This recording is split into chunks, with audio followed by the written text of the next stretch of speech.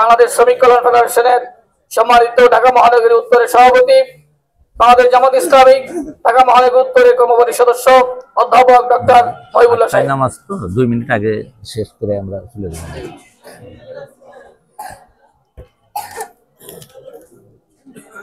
شهر رمضان الذي أنزل فيه القرآن هدى للناس بينة من الهدى والفرقان। রমজানের তাৎপর্য শীর্ষক আজকের এই আলোচনা সভার সম্মানিত সভাপতি, গণমানুষের প্রিয় নেতা আসাদুল হক মাহমুদ ভাই, অন্যান্য নেতৃবৃন্দ, সম্মানিত উপস্থিতি, আসসালামু আলাইকুম রাহমাতুল্লাহ।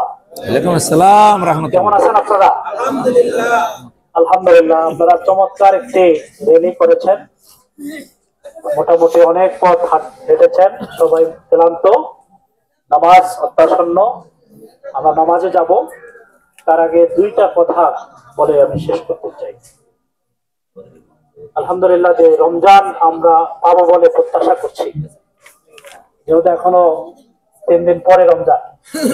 আল্লাহ যাতে করে আমাদের এখানে যারা রয়েছি প্রত্যেককেই যাতে করে হায়াতে তৈয়বা দান করেন।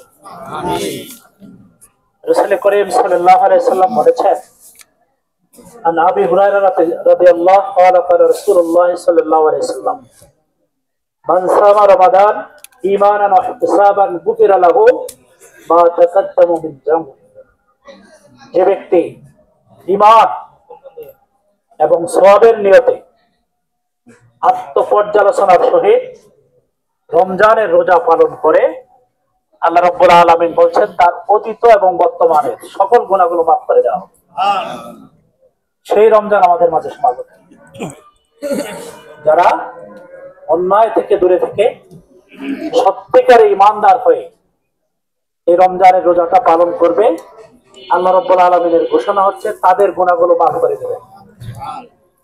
ইমানে দিয়েছেন। ইম্পর্টেন্ট একটা পরিচয় আপনাদেরকে শুনিয়ে দিই।